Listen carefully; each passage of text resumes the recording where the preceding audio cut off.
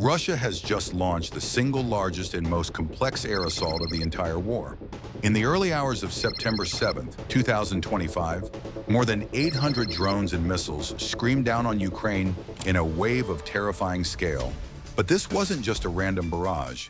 It was a highly symbolic and strategic strike aimed at the very heart of Ukrainian power. For the first time, a key government building in central Kyiv was set on fire, a signal of a dramatic and dangerous new phase in this conflict. So what does this massive escalation mean for the future of the war? And what are the geopolitical consequences of an attack like this? For more than 11 hours, air raid sirens wailed across the country as the scale of the attack became horrifyingly clear.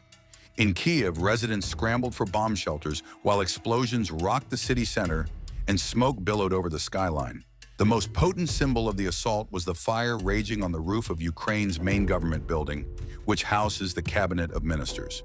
Prime Minister Yulia Sviridenko confirmed the hit, noting it was the first time the government's main building had been struck in an enemy attack. In a defiant gesture, senior Ukrainian officials later walked foreign diplomats through the building's charred offices to show them the damage firsthand. But the attack on this symbol of state power came with a devastating human cost. Tragically, a Russian drone slammed into a 9-story residential building in the capital, killing at least 4 people, including an infant. Across Kyiv, more than 20 people were wounded, and this was happening all over the country. The assault was nationwide, with strikes reported in at least 8 other regions, from Zaporizhia and Odessa to Dnipro and Sumy. In total, this wave of attacks killed at least 8 people and left 59 injured. In the city of Kremenchuk, a critical railroad bridge was hit, disrupting a key supply line. This wasn't just an attack on Kyiv, it was a coordinated countrywide assault on infrastructure, logistics, and civilian lives. So the big question is, why now? Why this? This attack didn't just come out of nowhere. It followed weeks of tense diplomatic maneuvering, including efforts led by US President Donald Trump, that ultimately seemed to stall. Another deadline for Moscow to change course or face crushing sanctions had just passed without any real shift. You can read this attack as a violent and direct rejection of those peace efforts. Ukrainian President Volodymyr Zelenskiy called it a deliberate crime and an attempt to prolong the war, right when real diplomacy could have already begun. Prime Minister Sviridenko added that the strike was a clear signal that Russia does not want peace and openly mocks the diplomatic efforts of the civilized world. The timing feels calculated. It's a message from the Kremlin that it plans to get what it wants through overwhelming force, not talk. The Kremlin essentially confirmed this, brushing off calls for new sanctions or peace talks and saying that no amount of pressure would change its position. This attack also marks a disturbing new pattern. While Russia has launched countless strikes on the capital, it has largely avoided the central government district. Hitting a key administrative building head-on means a line has been crossed. It signals a potential shift in Russian strategy, away from just hitting energy grids and military targets, and towards trying to paralyze the Ukrainian state itself. So let's get into the military specifics. How did Russia pull this off? First, the sheer scale is just astounding. On the night of September 7th, Russia threw a staggering 823 aerial weapons at Ukraine. This included 810 Shahed-type attack drones, decoy drones, and 13 missiles, like Iskander-K cruise missiles and Iskander-M ballistic missiles. To put that in perspective, this barrage shatters the previous record from July 2025, which involved 741 munitions. The drones came from all over, launched sites in Russia and occupied Crimea, which points to a massive level of coordination. The goal here seems to be twofold. First, just overwhelm Ukraine's air defenses with pure numbers. And while Ukraine's Air Force had incredible success, shooting down 747 of the drones and 4 of the cruise missiles, some inevitably got through. In the end, 9 missiles and 54 drones still hit targets in 33 different locations. It highlights a brutal reality for Ukraine. Even with a nearly perfect interception rate, a big enough attack will cause damage. The use of decoy drones is a classic tactic designed to confuse and exhaust air defense systems, making them waste precious interceptors.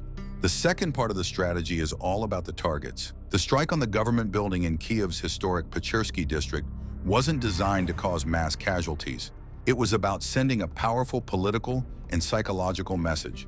It was a direct shot at the legitimacy and resilience of the Ukrainian government. At the same time, hitting a railway bridge in Kremenchuk and other infrastructure in cities like Dnipro. And Odessa was meant to wear down Ukraine's ability to fight and resupply its troops. This two-pronged approach, a symbolic political strike mixed with widespread infrastructure attacks, points to a chillingly comprehensive strategy to cripple Ukraine, both politically and on the battlefield.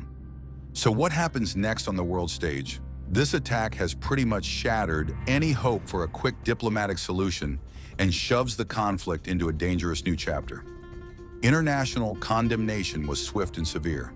Leaders like British Prime Minister Keir Starmer and French President Emmanuel Macron slammed the strikes as a cowardly act of terror that proved Vladimir Putin isn't serious about peace.